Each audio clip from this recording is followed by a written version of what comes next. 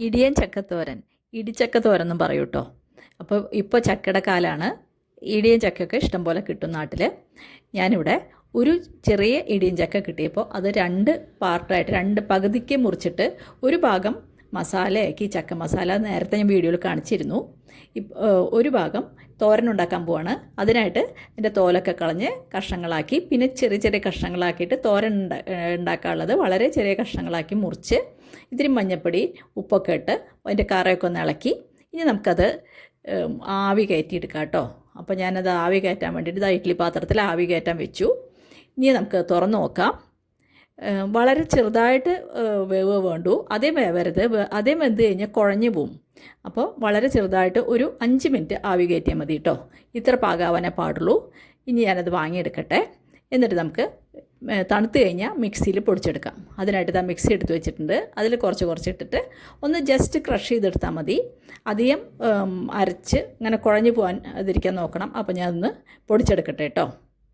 അപ്പോൾ അങ്ങനെ 2-3 പ്രാവശ്യമായിട്ട്, ചെറിയ മിക്സിയിലാണ് കേട്ടോ ചെയ്തത്, അത് കാരണം 2-3 പ്രാവശ്യമായിട്ട് പൊടിച്ചെടുത്തു.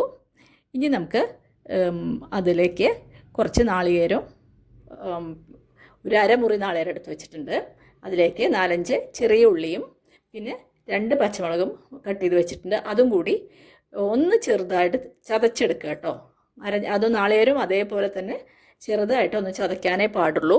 അപ്പോൾ അതും കൂടെ ചതച്ച് വെച്ചു. ഇവിടെ ചീഞ്ചട്ടി അടുപ്പത്ത് വെച്ചിട്ടുണ്ട്. അതിലേക്ക് ഒരു 2 ടേബിൾ സ്പൂണോളം വെളിച്ചെണ്ണയാണ് ഒഴിച്ചു കൊടുത്തത്. വെളിച്ചെണ്ണയിൽ ഉണ്ടാക്കിയാലാട്ടോ സ്വാദ് കൂടുതൽ, അതുകൊണ്ട് വെളിച്ചെണ്ണ ഒഴിച്ചു കൊടുത്തു.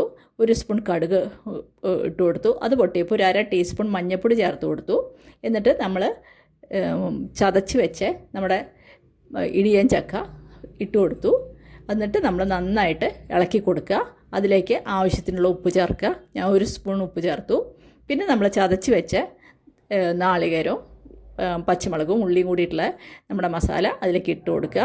പിന്നെ കുറച്ച് കറിവേപ്പില കൂടി ചേർത്ത് കൊടുത്തിട്ട് നമുക്ക് നന്നായിട്ടൊന്ന് ഇളക്കിയെടുക്കാം.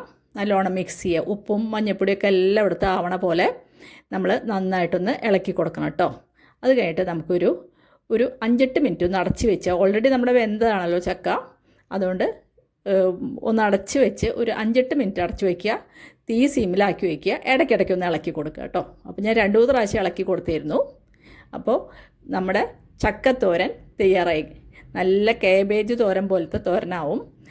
നമ്മൾ കൂടുതൽ വേവിച്ച് കഴിഞ്ഞാൽ അങ്ങനെ കിട്ടില്ല കേട്ടോ. അപ്പോൾ വളരെ കുറച്ച് വേവിക്കുക, എന്നിട്ട് തോരൻ പോലെ ആക്കിയെടുക്കുക കേട്ടോ. അപ്പോൾ വീഡിയോ എല്ലാവർക്കും ഇഷ്ടപ്പെട്ടാൽ എല്ലാവരും ലൈക്ക് ചെയ്യാനും സബ്സ്ക്രൈബ് ചെയ്യാനൊന്നും മറന്നു പോകരുത് കേട്ടോ. അപ്പോൾ ഒരു പുതിയ വീഡിയോ ആയിട്ട് നമുക്ക് അടുത്ത് തന്നെ കാണാം. താങ്ക്